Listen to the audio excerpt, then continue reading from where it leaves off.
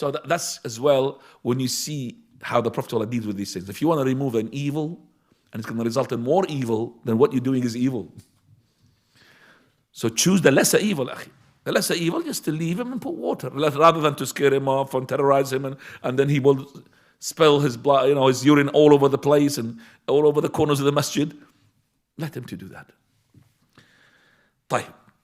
We learn from this.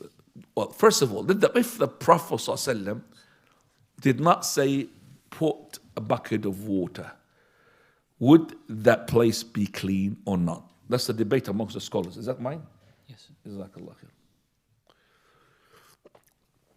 Okay, if the Prophet ﷺ did not say put water, the scholars are different.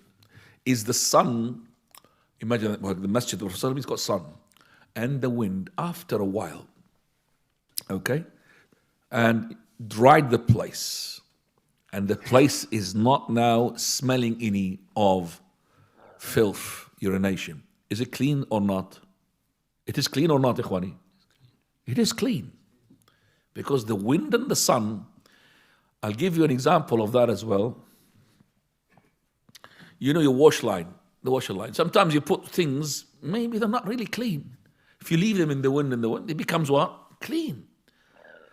We say, jafun ala jaf, tahirun bila khilaf. Dry upon dry is always pure without any difference among the scholars. That's, as I said, debatable. But we know for a fact that number one, the water is to clean the urine. He didn't say pour oil.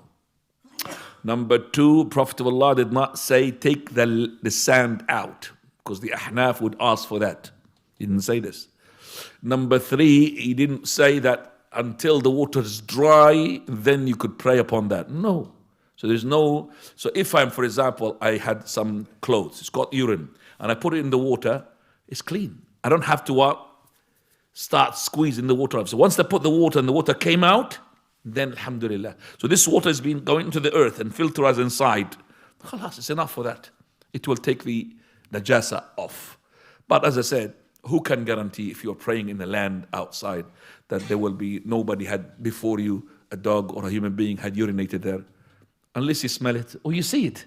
So if it is a number two, the excrement, then you have to take it. You can't just put water. Put water still there. You have to take the sand and whatever is with it and throw it away. But if it's urine like this, water is enough.